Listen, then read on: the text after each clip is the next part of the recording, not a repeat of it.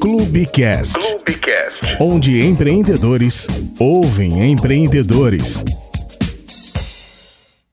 Mais um episódio do Clubecast, o podcast institucional do Clube Empreendedor Brasil. Esse é o espaço dedicado a receber empresários e empreendedores de sucesso em diferentes áreas e nichos de mercado. E meu papo hoje diretamente com você que me assiste agora. O tema do nosso podcast de hoje é sobre mais resultados, estratégias que transformam marketing em performance real. Como que as empresas podem transformar a performance, tanto comercial quanto do time de marketing, com estratégias orientadas, voltadas para resultado. E quem fala comigo é você, Manuel Ferreira. Seja muito bem-vindo aqui ao Clubecast. Primeira vez que a gente grava junto aqui no nosso estúdio. Seja muito bem-vindo. Muito obrigado, Luana. Muito obrigado a você que está assistindo a gente. Vamos lá. Bom, você é CEO da agência Mais Resultado, né? Estrategista de negócios, especialista em vendas. Primeira pergunta que eu vou te fazer aqui para a gente começar, tendo em vista que o tema é voltado para performance no mercado e hoje o que a maioria dos empresários e grandes empresas procuram é uma performance alinhada ao marketing com o time comercial, que muito popularmente tem uma rixa aí na maioria das empresas, né? O comercial acaba não comunicando com o marketing. Hoje, qual é a principal dor das empresas que vêm buscando a agência Mais Resultado para ter uma performance mais assertiva em um mercado altamente competitivo hoje, Emanuel? A dor é a mesma de todo mundo, é vender, né? Todo mundo quer vender. Alguns, muito raros, batem nossa porta querendo simplesmente branding, conceito. Perfeito. Mas a grande maioria quer, de fato, resultado direto e rápido. Uma questão do imediatismo muito grande, né? Uma busca de resultado imediato. Para pensar, ninguém busca médico quando está saudável, né? Exatamente. As pessoas só buscam um médico quando elas estão doentes. Então, as pessoas só buscam uma agência de marketing quando elas estão sem venda, quando elas estão com problema. E é difícil o cara chegar, muitas vezes, andando. Às vezes ele já entra na maca. Ele entra basicamente morto. Ele precisa de um choque anafilático, um 320, vou nem falar 220, né? Ele precisa de um choque absurdo para poder ressuscitar. E o que você vê, assim, como a maioria da busca é sempre na emergência, né? E não como medida preventiva, né? E sim para remediar ali alguma coisa. Mas o que você vê, assim, além de alguma característica permanente, assim, um denominador comum da maioria das empresas, que você sente que poderia ter sido evitado há muito tempo atrás, talvez por buscar uma agência de marketing para começar ali o negócio e não só remediar logo no final ali, ou quando já está quase fechando de fato a empresa, por alguma questão tanto de venda, ou como você mesmo disse, que é a principal objeção, né, de busca, né, por vocês, ou enfim, ou questão de marketing no geral, questão de divulgação, questão de mudar o conceito. O que você acha que deveria ter sido feito lá atrás que poderia evitar essa busca ali imediatista? Os grandes problemas estão nos 4 Ps. Aquilo que a gente aprendeu lá na escola, né, com Kotler. Né? Ou o cara tem um problema de produto, ou ele tem um problema de preço, ou tem um problema de ponto, né, o ponto está errado, ou ele tem um problema de promoção, de divulgação. E às vezes as pessoas acham que só a promoção, ou seja, só a propaganda, que hoje se chama de marketing, né? Porque botam no pacote de marketing todo o restante. Exato. Às vezes o cara já está com o ponto errado, está com o produto errado e o preço errado, ele compra o marketing. O que ele chama de marketing, ele chama de publicidade. Perfeito. E a publicidade, que é um dos P's, ou a propaganda, vamos dizer de uma forma mais ampla, ela não resolve tudo. Se tiver erro de preço, erro de ponto e erro de produto, a propaganda não vai resolver. Perfeito. Muitas das empresas terceirizam o marketing, né? Normalmente terceirizam esse serviço para uma outra empresa estar ali, de fato, à frente dessa ação. E tem uma polêmica muito grande que o comercial não se comunica com o marketing. Como é que você vê isso hoje em dia? Você acha que as empresas estão conseguindo integrar melhor essas estratégias internamente? Ou você ainda acha que é uma falta, assim, presente na maioria das empresas que vocês lidam? A grande parte das pessoas acham que vender é um processo imediato. E vender não é um processo imediato. Vender é um processo de médio e longo prazo. Construção, né? É uma construção de imagem. Porque você, para comprar de alguém, primeiro você tem que criar conexão com esse alguém. Você só compra de quem você gosta. Você precisa criar um mínimo de empatia. E as marcas querem vender a qualquer custo sem gerar uma relação anterior com o consumidor. E outro problema que a gente vê é que as empresas, em geral, não treinam seus vendedores. O vendedor, ele quer receber o lead, né, o prospecto, vamos dizer assim, pronto para comprar. Como se a pessoa chegasse assim, ó, por favor, me passe a conta, eu quero fazer um Pix. Por favor, me passa o link do cartão de crédito que eu quero comprar. E ninguém chega assim. As pessoas chegam assim, quanto é isso? Geralmente as pessoas perguntam assim, quanto é? Né? E aí o vendedor dá o preço e a pessoa some.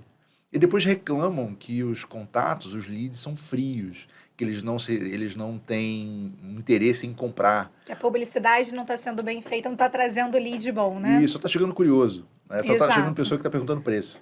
Como se não existisse um papel do vendedor em transformar esse curioso em, de fato, comprador. O papel de vendas é transformar uma levantada de mão, ou seja, uma curiosidade, em um dinheiro, no caixa. Né? Perfeito. E a maior parte dos vendedores não tem mais esse sangue na boca, que eu chamo que o vendedor bom não pode ser vegano. Ele tem que gostar de carne, entendeu? Ele tem que gostar da conquista, de fazer o processo. Entendeu? E isso está raro, cada vez mais você conseguir bons vendedores. Essa questão de formar um bom time comercial na linha de frente, que é um papel de construção também, mas é um papel da própria empresa na questão da contratação, né? Como que é feita essa consultoria da Mais Resultado nesse ponto específico, né? Que vai alinhar também essa performance do time comercial integrado com as estratégias de marketing dessa empresa? Para cada caso é um caso. A gente não tem um padrão de Uma receita de bolo, uma receita né? de bolo. Porque se fosse uma receita de bolo, o que você faz para José, você faria para Maria e daria tudo certo. Perfeito. E o problema é que se vende muito isso, uma fórmula mágica. É que você vai poder fazer esse método para João, José e Maria e todos vão ter o mesmo resultado. E não funciona assim, porque a realidade onde a Maria está, o estado, a cidade, o bairro dela, é diferente da cidade, do bairro do João.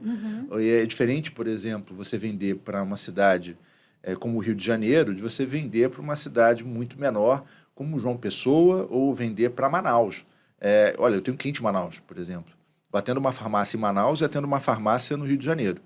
É completamente a diferença do que você vai investir naquela realidade, que você vai investir para o Rio de Janeiro, até porque você está falando de cidades com um volume muito maior de pessoas e, obviamente, o custo para atingir 1.000 pessoas é maior, que a gente chama de CPM, ou custo por mil impactos. Né? Quanto maior a cidade, mais grana.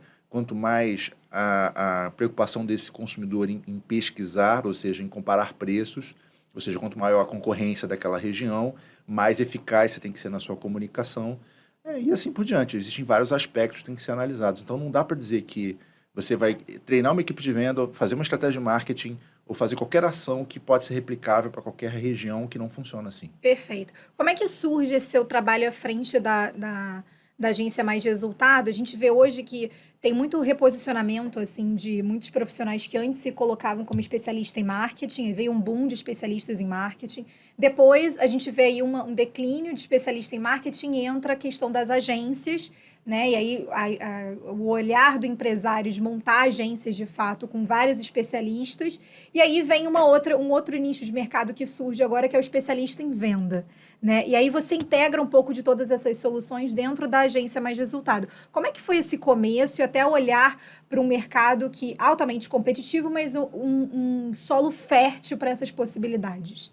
Bom, eu comecei com 16 anos de idade. Né? Eu comecei em jornal. Eu vendia anúncio no Jornal Globo. Então, eu peguei uma época que você tinha uma publicidade que o título, ou seja, a chamada, ela era muito mais importante porque o papel, ou seja, a pessoa pegava aquilo, tinha que chamar a atenção antes dela folhear para outra página. Então, a página ímpar tinha mais destaque do que a página par, o anúncio colorido era melhor do que o anúncio preto e branco e assim por diante. Eu peguei jornal preto e branco, onde não existia anúncio colorido, por exemplo. Depois a gente pegou a digitalização do jornal, onde a audiência foi para o Globo... Pro online, né? Pro online, exatamente, para leitura digital. E você tinha que ter um banner, você tinha que ter um chamativo, você tinha que ter um CTA, que a gente chama de call to action, você tinha um botão, se vendia e-mail marketing, né, que você vendia para a base de assinantes do Globo, assinantes da Zona Sul, da Zona Norte, sei lá, moradores de Copacabana recebiam um e-mail marketing. Mala direta enviada junto com a assinatura para debaixo da porta do seu alvo, do seu cliente-alvo. Depois você pega a mudança da internet com o surgimento, obviamente, do smartphone em meados de 2007 com o lançamento do iPhone e, em sequência, o lançamento do Facebook. Então, você começa a ter a publicidade feita para a rede social. Perfeito. Inicialmente com post, depois você começa a ter celulares mais potentes na produção de fotos e vídeos, e aí você começa a ter vídeos como foco, o surgimento do Instagram, que era uma rede social visual de imagens e vídeos, o Facebook compra o Instagram, depois o Facebook compra o WhatsApp, e aí começa a ter novos canais de atração, e, obviamente, o cliente começa aquele cliente que eu chamo que é o cliente de descoberta, que é o que antes estava no jornal, que era um anúncio do noticiário, ele vai para a rede social.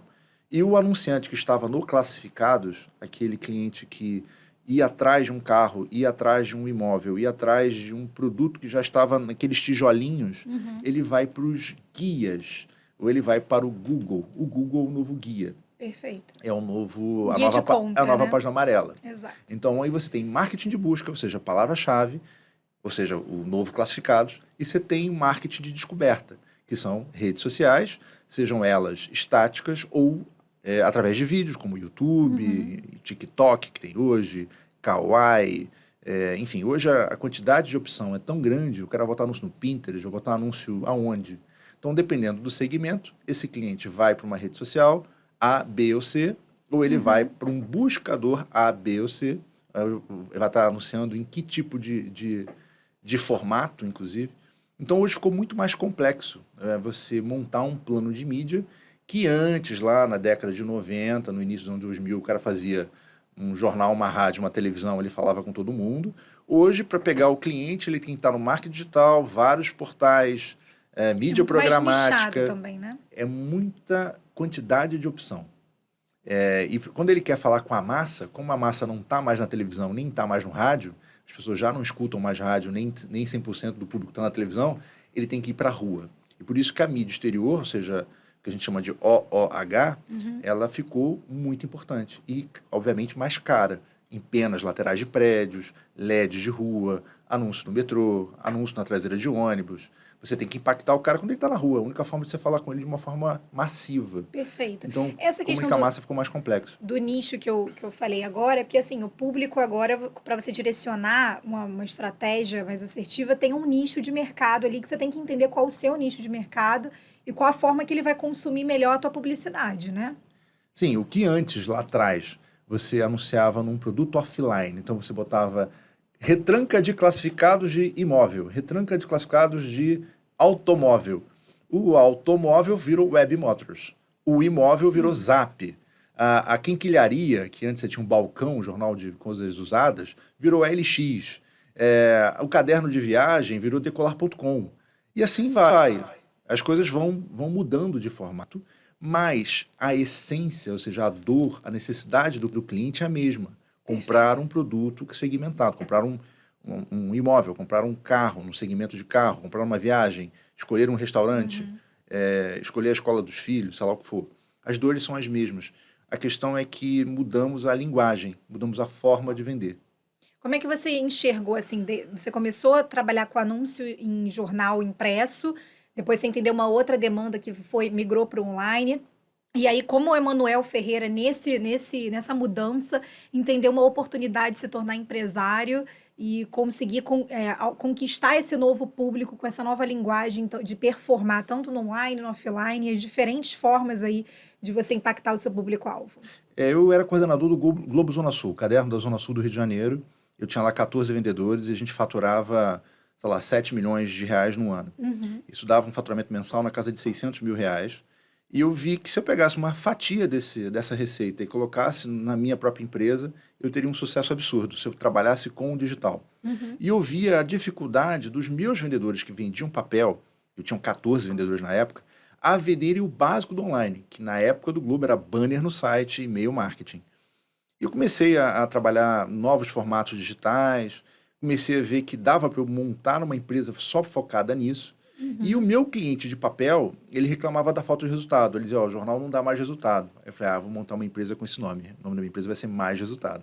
E voltei nos meus clientes de papel e falei, agora eu tenho uma solução digital e eu vou te entregar mais resultado. O nome da empresa é Mais Resultado, estou saindo do jornal, montei uma empresa de marketing digital e a gente vai atuar com anúncios digitais.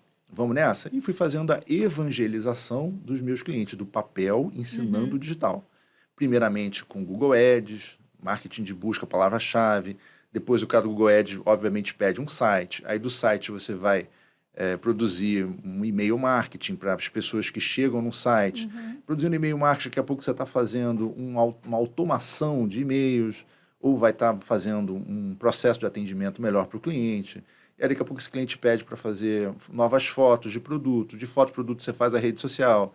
da rede social, daqui a pouco você está fazendo do vídeo, de vídeo você está fazendo um canal do YouTube, e depois você está fazendo um canal do YouTube e o cara fala, poxa, esse vídeo do YouTube bota na televisão para mim, daqui a pouco você está vendendo anúncio na TV, está vendendo anúncio na rádio, está vendendo mídia exterior, está vendendo impressos, fazendo novamente o atendimento 360, abraçando Perfeito. o cliente e resolvendo o problema dele, que é vender. Esse teu olhar 360 é realmente o que você hoje coloca, assim, aplica mesmo no serviço da Mais Resultado, né? Porque você tem gestão de conteúdo, tanto online, SEO, performance business, intelligence e offline. Tudo isso você oferece hoje na Mais Resultado, entendendo que todo esse 360 resulta no mesmo problema que o mesmo vendedor, né? A mesma agência, empresário dos anos 80 tinha, que é a questão da venda, de fato. Na verdade, o cliente não compra papel, nem compra anúncio no Google, Facebook, Instagram. O cliente compra dinheiro no bolso, ele quer resultado. Se você disser para ele que ele vai anunciar num papel de pão e que no papel de pão ele vai vender, ele vai botar anúncio no papel de pão da padaria, como alguns tentaram fazer a mídia pão. Anúncio no papel de pão da padaria. Se você disser para o cliente, olha, bota a propaganda, sei lá, num cartazete da esquina que vende, ele vai botar um cartazete na esquina, um homem sanduíche, lá o que for. A propaganda sempre foi a forma de resolver problemas de venda, desde a época que inventaram um cartaz que era feito com tinta. O cara era desenhista, ele fazia um cartaz no poste. O que a gente resolve com o marketing 360 é a dor de vender, mas com soluções diferentes. Para um cliente, talvez, vou dar um exemplo, cara bem pequenininho, no primeiro andar da minha empresa é a gráfica. Eu resolvo o problema do cara que entra com uma Kombi, ele faz frete, e a única coisa que ele quer é um adesivo na traseira da Kombi dele dizendo faço frete, meu telefone, e uma camiseta para ele vestir escrito faço frete, meu telefone, e um cartão de visita para ele poder dar para o cliente dele. Ele resolve essas 3 coisas e fica feliz. E para a realidade dele, que é fazer a Kombi dele dar 300, 400, 500 reais por dia dele de faturamento de frete, tá feliz. Ele vai fazer a vida dele com poucas soluções gráficas. Obviamente que no segundo andar eu vou ter um cliente que precisa de uma gravação de um podcast, que precisa de uma fotografia.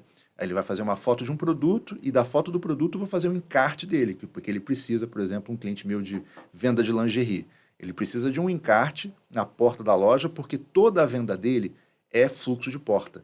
Ele está no Off Shopping, que é um shopping que fica na porta do Shopping Tijuca, e todo mundo passa na porta dele. Ele só quer que a mulher pegue o encarte, olhe as ofertas e opte por comprar com ele, ao invés de comprar dentro do Shopping Tijuca ou qualquer outra loja concorrente. Então, cada cliente tem uma solução, e por isso que a gente atende. Do impresso com a gráfica no primeiro andar, ao podcast e fotos profissionais no segundo andar, e no terceiro andar com o marketing digital, né, com redes sociais, criação de sites, lojas virtuais. E no quarto andar, a gente ajuda formatação de franquia para as pessoas que já querem expandir o Brasil inteiro. Aí tem os eventos de franquia, que é a feira da ABF, que acontece em São Paulo e no Rio de Janeiro, onde a gente formata o stand, faz o desenho desse tipo de alavancagem. E o trabalho de marketplace, porque algumas empresas querem crescer via Mercado Livre, via Magalu, etc. E a gente gerencia esses canais digitais.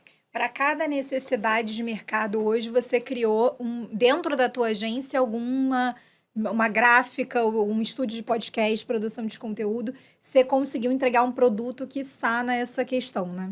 Sim, a gente está sempre pensando qual o próximo passo, o que a gente pode agregar mais no nosso negócio para atender melhor o nosso cliente. O que está faltando na nossa operação? A gente geralmente começa com uma parceria e depois a gente coloca essa solução dentro da empresa. Ou a gente começa fazendo um co-branding, então, no caso da gráfica, por exemplo, começou ele sendo meu cliente, ou seja, eu fazia o e-commerce dessa gráfica, e um dia essa gráfica me fez uma proposta para que eu me tornasse sócio. Então, hoje a operação ela começou assim, uma gráfica de mais de 20 anos de história, entra na Mais Resultado através dessa primeira parceria.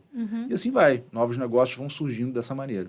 Nesse boom de inteligência artificial, por exemplo, muitas agências elas não se viram tão atualizadas nessa questão de automação, de base de dados, de análise de dados, né, de como você entender ali, entregar esse tipo de serviço para a maioria dos empresários, das grandes empresas que buscavam por esse serviço.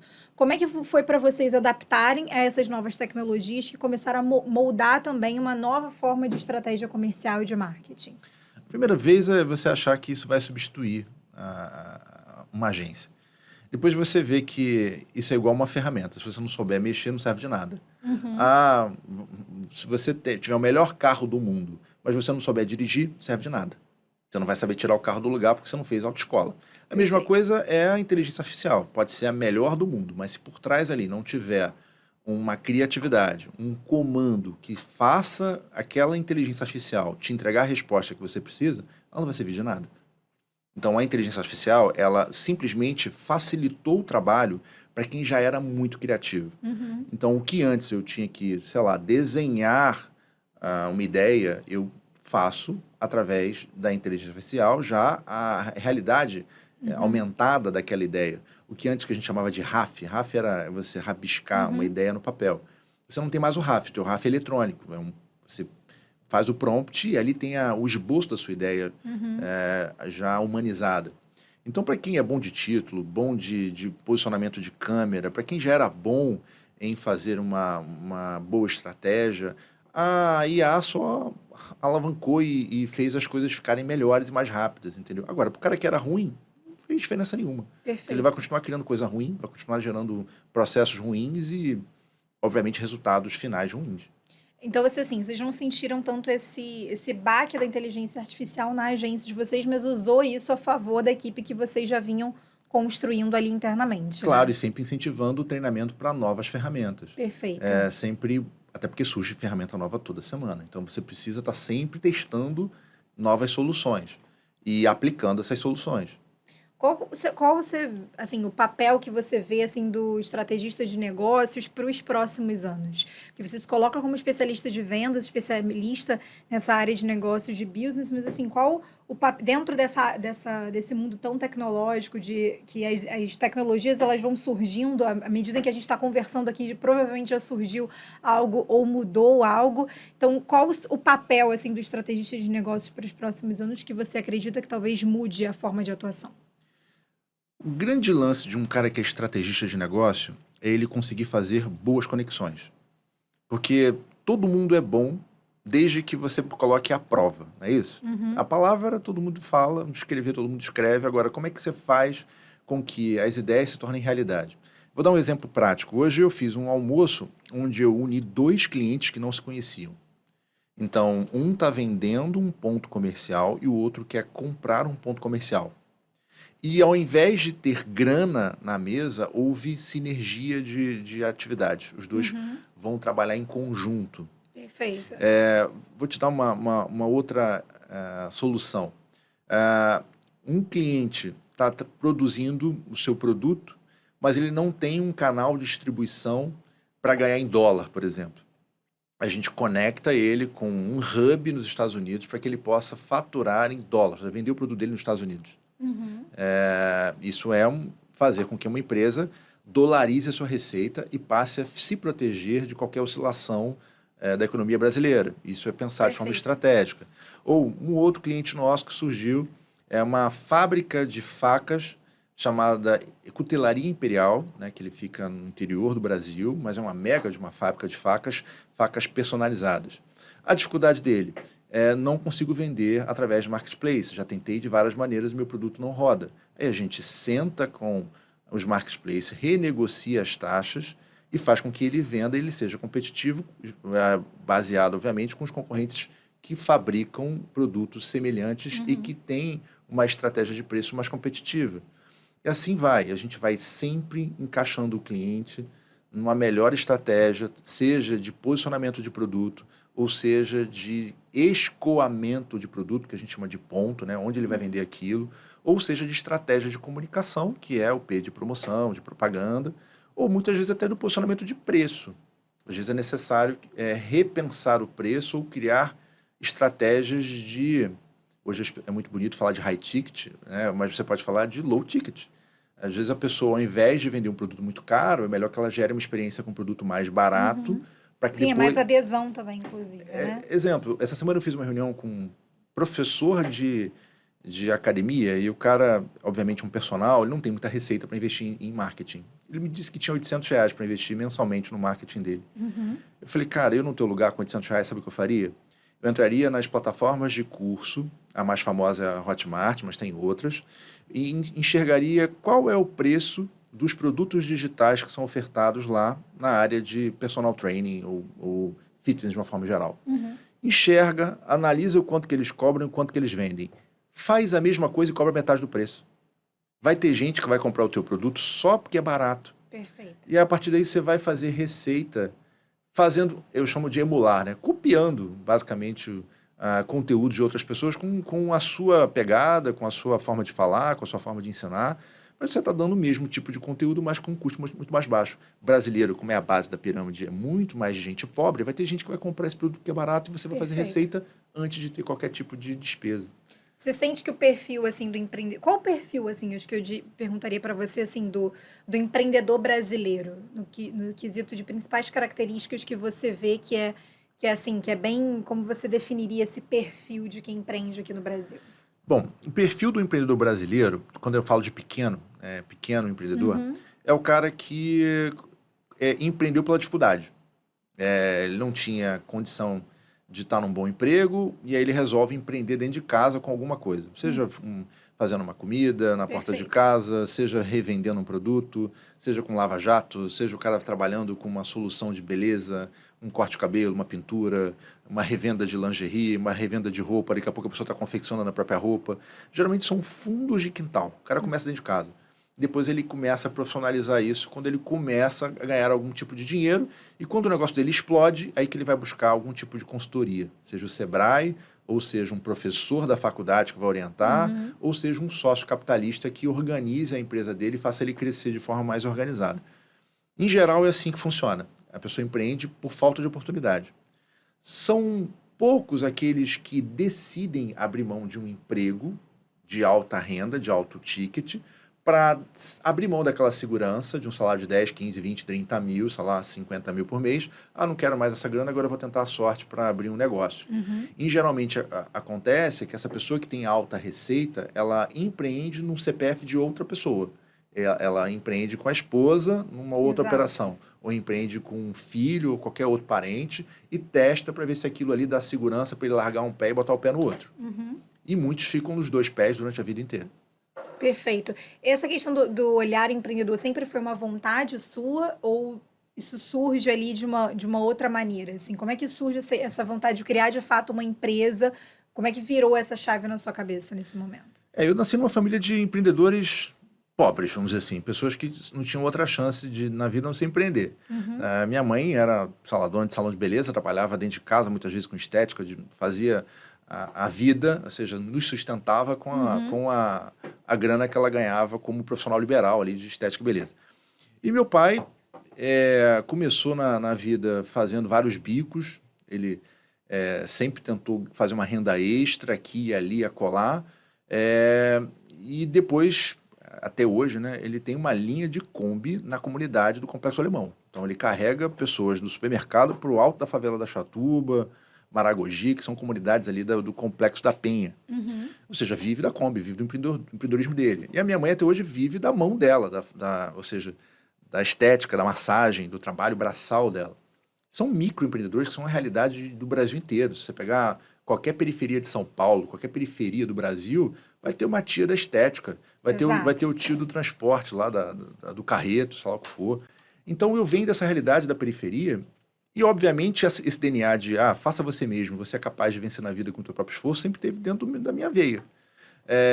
Eu nunca me conformei com o salário que eu tinha. Tanto que eu fui trabalhar em empresa grande, mas como um microempreendedor. Porque quando você é vendedor dentro de um jornal... É o intraempreendedorismo, Não, quando você é vendedor de um jornal, você é comissionado. Então, eu tinha que ir para a rua, bater porta para vender anúncio, para ganhar comissão de 10% sobre aquilo que eu vendia. Então, eu sempre bati porta, eu sempre vendi para me sustentar. E como vendedor, a gente ganhava muito bem. Eu cheguei a ter salário de 10 mil por mês, enfim. Isso com 25 anos de idade. Então, o jornal me pagava muito bem em cima das vendas que eu fazia. E eu vi que publicidade podia me sustentar. E, obviamente, sempre investi na publicidade. Sempre trabalhei nesse nicho, né? Dos meus 16 anos de idade até hoje, que eu estou com 45 anos de idade, eu trabalho no mesmo segmento. Perfeito. Publicidade e, obviamente, com novas roupagens, novas linguagens, mas é publicidade.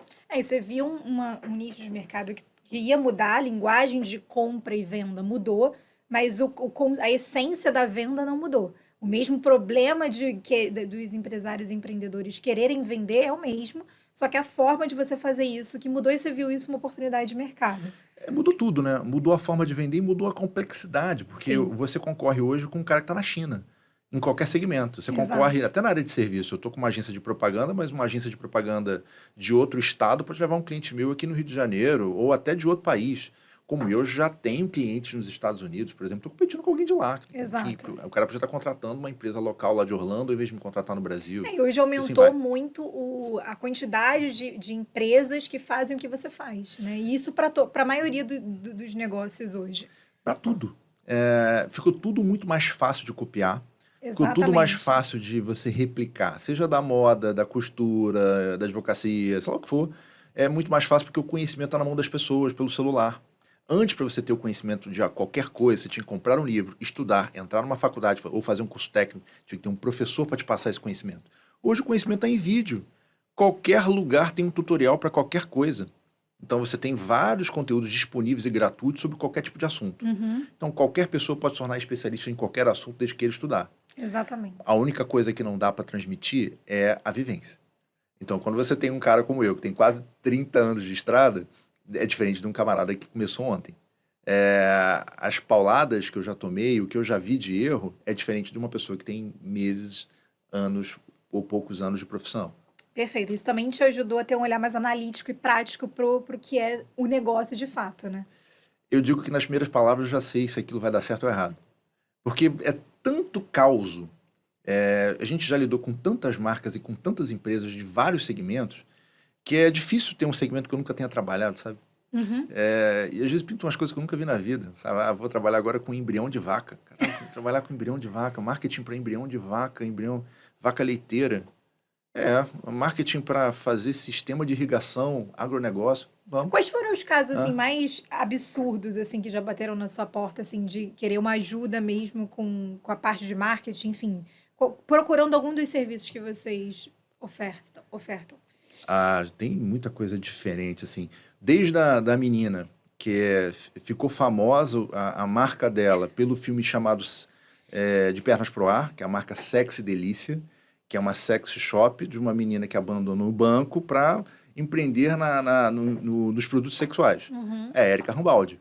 A gente fez um trabalho para ela e a história é real. Ela vendeu a história da vida dela para a Globo Filmes, que virou De Pernas pro Ar 1, 2 e 3, enfim, aquele fenômeno. Isso é uma história diferente, um produto diferente, para dar um segmento completamente delicado de trabalhar. Recentemente, uma pessoa que trabalha com Tantra, com um produto de como despertar a sexualidade no público feminino.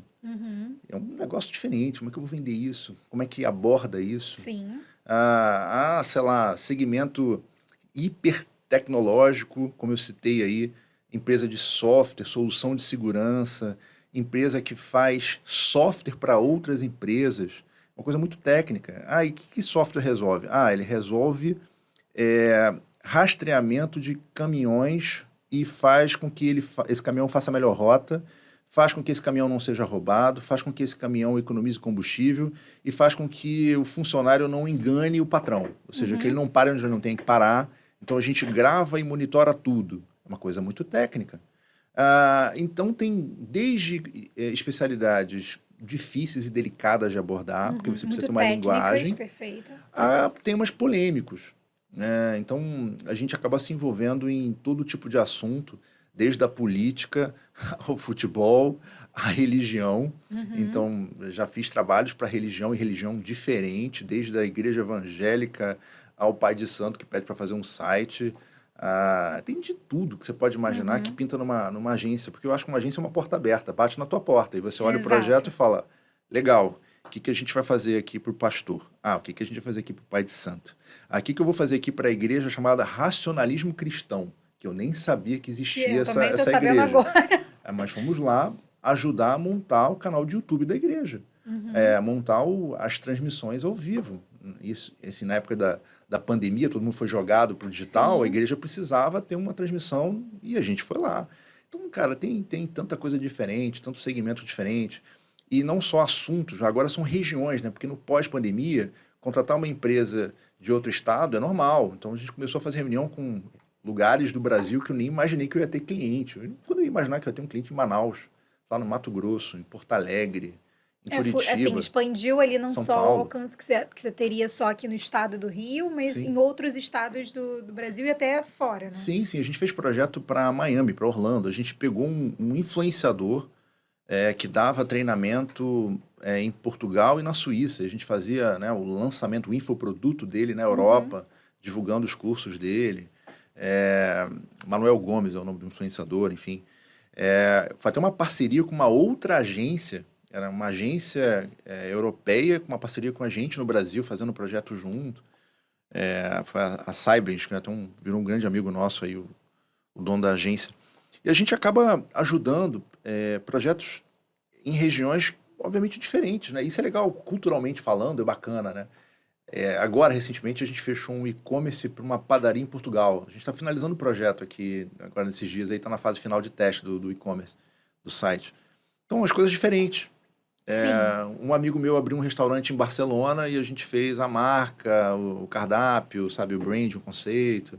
Qual Isso é legal. cultura, assim, que vocês colocam, você como empresário ali, e já está com mais de 30 anos, hoje a agência tem quantos anos de atuação? Eu estou há 11 anos na estrada, a 11 gente abriu em anos. 2014. A minha história, assim, eu fico 4 anos trabalhando em várias agências, depois eu fico 14 anos no Jornal Globo, e eu estou há 11 com a Mais Resultado. Né? Então, Como é que foi para você, assim, implementar uma cultura ali diferenciada dentro hoje da Mais Resultado, justamente para atender esses diferentes públicos que chegam até vocês com diferentes necessidades ali, dos diferentes serviços também, porque vocês têm uma diversidade muito grande de serviços que vocês oferecem, de cada momento, né, de uma ponta a outra ali, da cadeia de performance, tanto para marketing quanto para comercial, enfim.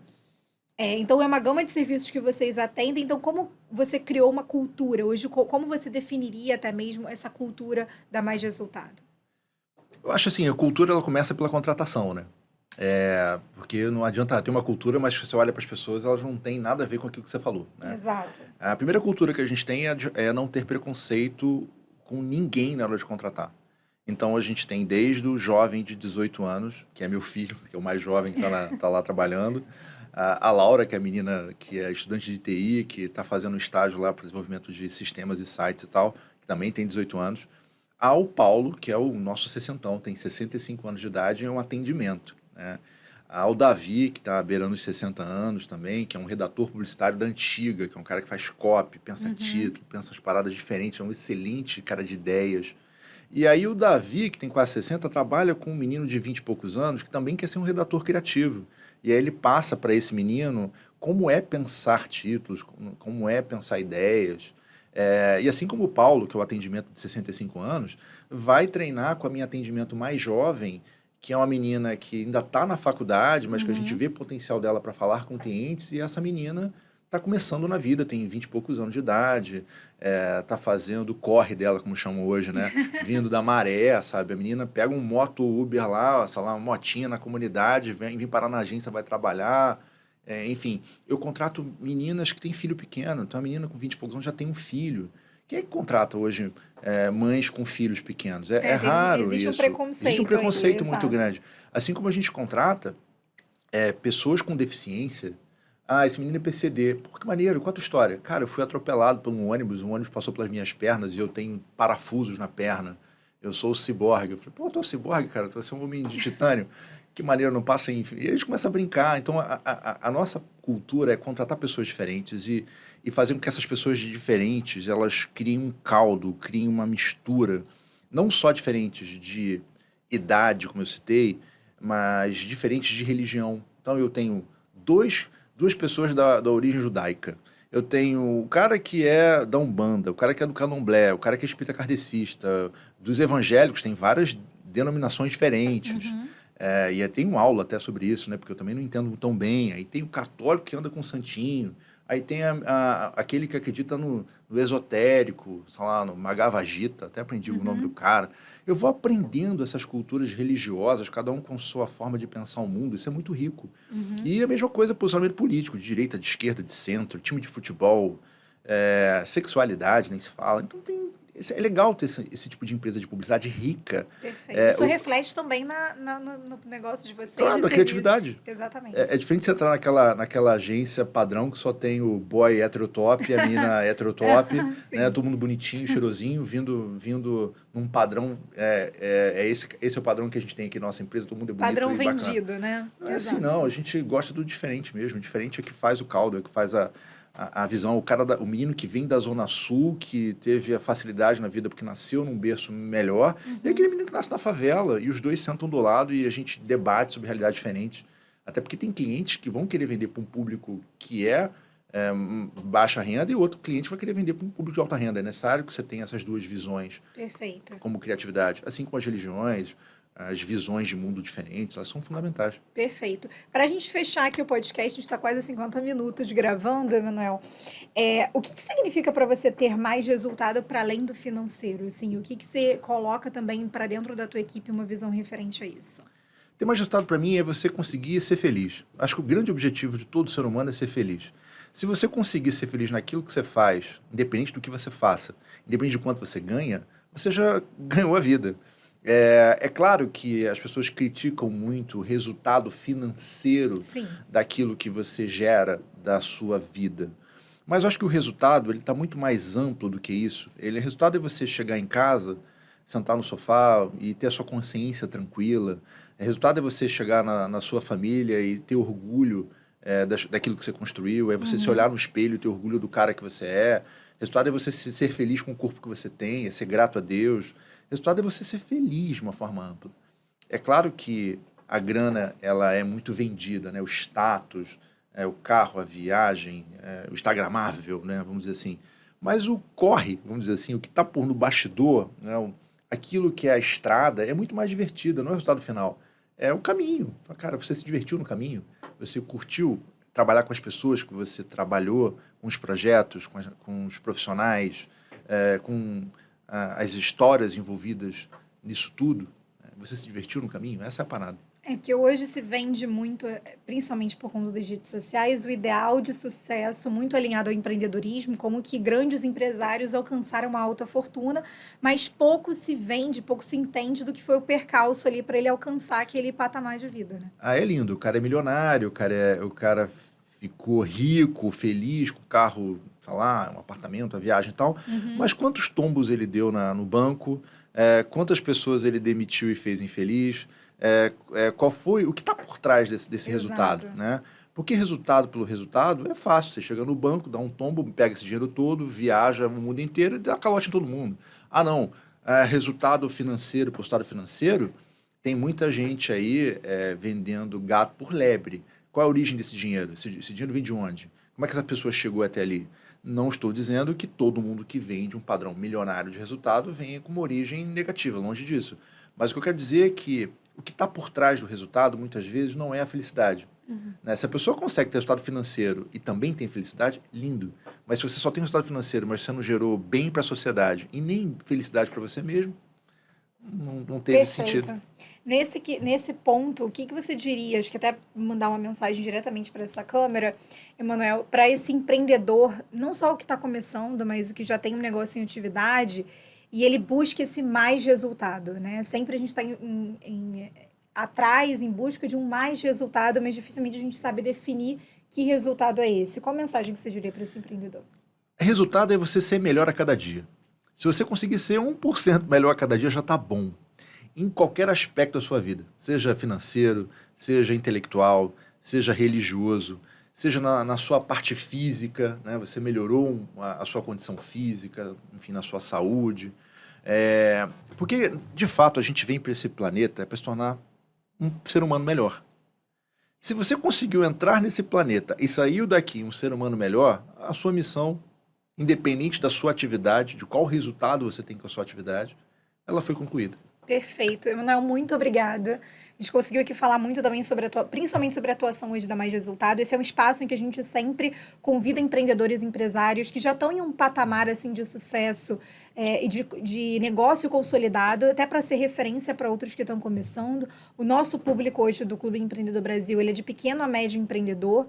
Então, a maioria do nosso público é aquele público que vem do CLT, abandona, né, esse mercado que dá a falsa segurança para se alavancar aí no meio dos negócios, entendendo o nicho de mercado que tem melhor, né, aptidão e que pode vir a ter um destaque maior e escolhe isso como profissão, como carreira profissional na área do empreendedorismo. Então, muitíssimo obrigada. Espero a gente tê-lo aqui novamente para até ser entrevistado pelo host, que é o Rafael Ponzi, que é o presidente hoje do Clube Empreendedor Brasil, para vocês baterem um papo sobre negócios de empreendedor para empreendedor, né? Para a gente finalizar, o que você vê assim, de maior inflexão hoje do mercado que você tem visto que agências como a sua têm colocado em prática, aprendido com essas inflexões de mercado e que você acredita que deva ser uma aposta para o futuro aí certo?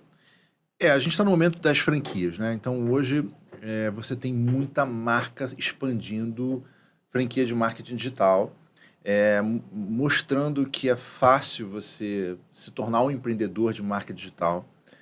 Aí vem a Meta e o Google e diz o seguinte, olha, agora você faz campanhas sozinho, você não precisa de uma agência para isso. E aí esse negócio de franquia acaba sendo estremecido, né? Para que eu vou pagar uma marca de uma franquia para empreender no negócio que a própria ferramenta faz por conta própria? Aí você começa a ter as empresas que começam então agora eu não sou mais uma empresa de assessoria de marketing, eu sou uma assessoria de vendas, vou ajudar você a vender.